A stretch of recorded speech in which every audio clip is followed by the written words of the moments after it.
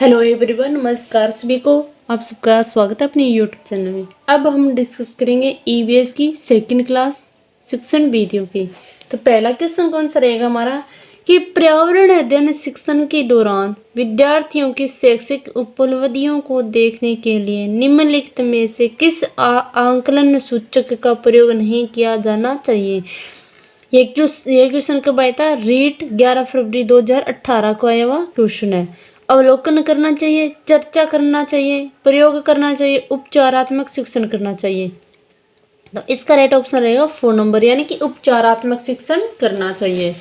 फिर next question है कि सतत एवं व्यापक मूल्यांकन यानी कि सीसीई का मुख्य उद्देश्य है। यह क्वेश्चन भी क्या है कि 11 फरवरी 2018 को आया हुआ क्वेश्चन है कि विद्यालय में उपस्थित के समय बालक के प्रत्येक पहलू का मूल्यांकन करना। विद्यालय में उपस्थिति के समय बालक की रुचि का मूल्यांकन करना। विद्यालय में उपस्थिति के समय बालक के ज्ञान एवं बोध का मूल्यांकन करना।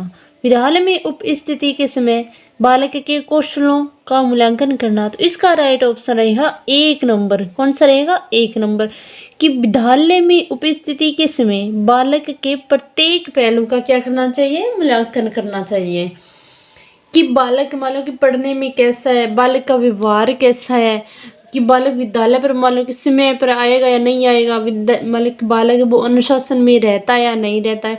तो इसमें क्या है कि विद्यालय में जब मान लो कि बच्चा एडमिशन लेता है तो उस समय क्या है कि बालक के प्रत्येक पहलू का क्या होना चाहिए? मूल्यांकन करना चाहिए। यानी कि अगर बच्चे का अच्छे ढंग से मूल्यांकन नहीं हो, वे विद्यालय का रिजल्ट बिगड़ सकता है। अभी कई विद्यालय में अनुशासनहीनता ना फैलाता हो, इस प्रकार की चीज़ें क्या है कि सभी बच्चे की मतलब जब एडमिशन लेता है तो उस समय उनको देखना जरूरी है। तो ये बताया गया कि ईसीसी का मुख्य उद्देश्य क्या है कि विद्यालय में उपस्थिति के समय बालक के प्रत्येक पहलू का क्या करना चाहिए? मूल्यांकन करना चाहिए। फिर नेक्स्ट क्वेश्चन है कि एक अच्छे प्रश्न पत्र की क्या विशेषता है? वैधता, विश्वसनीयता, 1 व 2 दोनों, व्यापकता या विस्तृत। तो इसका राइट ऑप्शन रहेगा 3 नंबर, यानी कि अच्छे प्रश्न पत्र की विशेषता है वैधता भी है और विश्वसनीयता भी है। फिर नेक्स्ट क्वेश्चन है कि कौन सी प्रक्षेपित सामग्री है? बुलेटिन बोर्ड, ओएचपी, प्रतिमान, प्लेनल बोर्ड। तो इसका राइट ऑप्शन रहेगा ओएचपी। कौन सी है? ओएचपी। सतत एवं व्यापक मूल्यांकन की एक तकनीक है। सत्र मूल्यांकन, अर्धवार्षिक मूल्यांकन, निदानात्मक मूल्यांकन या फिर इकाई मूल्यांकन। तो इसका राइट ऑप्शन रहेगा 3 नंबर, यानी कि निदानात्मक मूल्यांकन। फिर नेक्स्ट क्वेश्चन है कि प्राथमिक स्तर पर पर्यावरण अध्ययन में रचनात्मक आंकलन को शामिल नहीं करता है। शिक्षार्थियों की ग्रेडिंग और रैंकिंग को, शिक्षार्थियों के अधिगम रिक्तियों की पहचान को, शिक्षण में कमियों की पहचान, शिक्षार्थियों के सीखने को बढ़ाने में। इसका राइट ऑप्शन रहेगा कि प्राथमिक स्तर पर पर्यावरण अध्ययन में रचनात्मक आंकलन है वो शिक्षार्थियों की ग्रेडिंग और रैंकिंग को शामिल नहीं करता है। तो इसका ऑप्शन कौन सा रहेगा? 1 नंबर ऑप्शन रहेगा इसका राइट आंसर। फिर नेक्स्ट क्वेश्चन है कि प्राथमिक स्तर पर बच्चे को आंकलन करने का सर्वश्रेष्ठ तरीका का प्रयोग करना चाहिए। गृह कार्य के माध्यम से, योगात्मक कार्य, पोर्टफोलियो, आवधिक परीक्षाएं। इसका राइट ऑप्शन रहेगा पोर्टफोलियो के माध्यम से। प्राथमिक स्तर पर पर्यावरण अध्ययन की पाठ्य पुस्तक में निम्नलिखित में से कौन सी विशेषता नहीं होनी चाहिए? यह प्राकृतिक और सामाजिक सांस्कृतिक परिवेश को एकीकृत तरीके से प्रस्तुत करती है। यह विद्यार्थियों की वैविध्यपूर्ण पृष्ठभूमि की जरूरतों को पूरा करती है। यह वास्तविक कहानियों और घटनाओं को शामिल करती है। यह परिभाषाओं और अमूर्त अवधारणाओं की व्याख्या करने पर ध्यान केंद्रित करती है। तो इसका राइट ऑप्शन कौन सा रहेगा? 4 नंबर। कौन सा रहेगा? 4 नंबर। फिर नेक्स्ट क्वेश्चन है कि प्रयोगात्मक कार्य के लाभ है। इसमें बालक स्वयं करके सीखता है, बालक को क्रियात्मक एवं व्यवहारिक ज्ञान मिलता है, इससे अर्जित सैद्धांतिक ज्ञान स्थायी होता है। उपयुक्त में से सभी। तो इसका राइट ऑप्शन कौन सा रहेगा? उपयुक्त में से सभी। फिर नेक्स्ट क्वेश्चन है कि कक्षा में जाने से पूर्व अध्यापक को पूरी तैयारी कर लेनी चाहिए, क्योंकि शिक्षक की प्रगति के लिए कोई अन्य बात इतनी बाधक नहीं है जितनी की योजना की अपूर्ण तैयारी। यह कथन किसका है? यह कथन है डेविस का। किसका है? डेविस का। क्योंकि जब मान लो अध्यापक है कक्षा में जाता है तो उससे पहले क्या क्या आपकी पूरी योजना बनाकर जाना चाहिए कि आज मुझे क्या पढ़ाना है, किस तरीके से पढ़ाना है, कौन सा टॉपिक पढ़ाना है, उस टॉपिक को सरल भाषा में मैं कैसे पढ़ा सकता हूँ। तो ये सब चीज़ें क्या है। और साथ में पाठ्यक्रम को भी ध्यान में रखना चाहिए कि कितना पाठ्यक्रम कितने समय में करवाऊंगा और कितने समय में कंप्लीट हो जाएगा। तो इन सब चीज़ों को क्या है कि अध्यापक को एक योजना पहले से ही बना लेनी चाहिए और फिर कक्षा में जाना चाहिए। तो इसके ये किसने कहा था? ये कहा था डेविस नामक मनोवैज्ञानिक ने।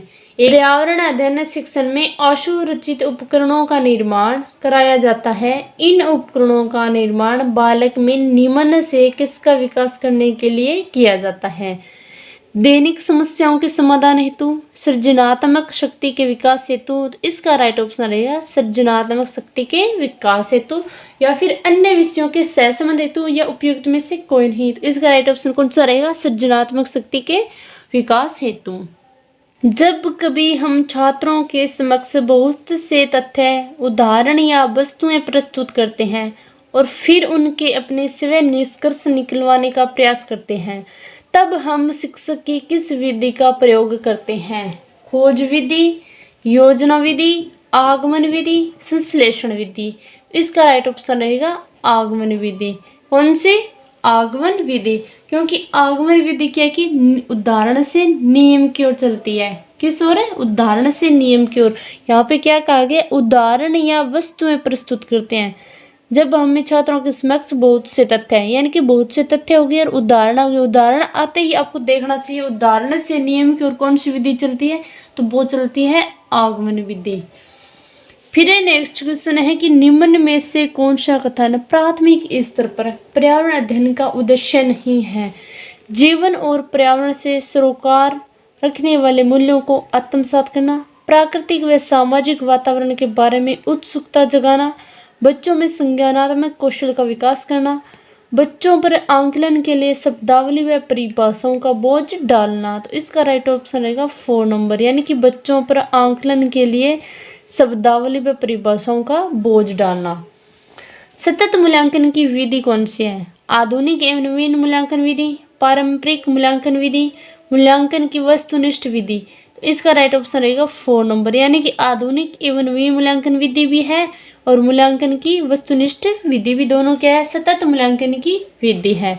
फिर ये नेक्स्ट क्वेश्चन है कि दर्शक सर्वे साधनों द्वारा सामाजिक अध्ययन में किस प्रकार के अनुभव प्राप्त किए जा सकते हैं?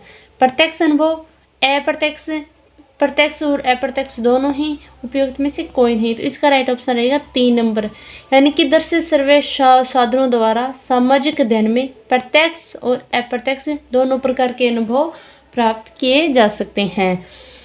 फिर नेक्स्ट क्वेश्चन है कि शिक्षण सहायक सामग्री द्वारा पिछड़े हुए बालकों की सहायता कैसे की जा सकती है? उसे दृश्य साधनों द्वारा ज्ञान करवाया जा सकता है, उसे सर्वे साधनों द्वारा ज्ञान करवाया जा सकता है, उसे दृश्य सर्वे साधनों द्वारा ज्ञान करवाया जा सकता है, या उपयुक्त में से सभी। इसका राइट ऑप्शन रहेगा 3 नंबर, यानी कि उससे दृश्य सर्वे साधनों द्वारा ज्ञान करवाया जा सकता है। यानी कि हमें उन्हें चलचित्र वगैरह, टीवी वगैरह हो गया, उसमें क्या कि हम कोई चीज़ बच्चे को नहीं समझ में आ रही है तो उसको हम दिखाएंगे, तो वो क्या कि उसके साथ साथ वो देखेगा और साथ साथ वो प्रतिक्रियाएं भी देखेगा, और साथ में वो मतलब कैसे बोल रहे हैं, मतलब कि शब्द किस तरह बोल रहे हैं, तो वो भी क्या है, वो बच्चा आसानी से सीख जाएगा। तो इसलिए क्या कि पिछड़े हुए बालकों के लिए सर्वे और दृश्य साधनों द्वारा ज्ञान करवाया जा सकता है।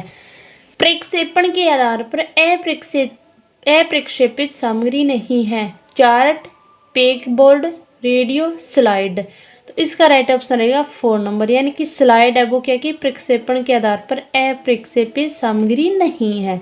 फिर नेक्स्ट क्वेश्चन है कि चौक बोर्ड का प्रयोग किया जाता है नए तथ्यों, नियमों को प्रस्तुत करने के लिए, छात्रों को प्रदर्शन और अभ्यास कराने की सुविधा के लिए, रेखाचित्र, मानचित्र या रेखांकन द्वारा किसी तथ्य को समझने के लिए, उपयुक्त में से सभी। तो इसका राइट ऑप्शन रहेगा उपयुक्त में से सभी।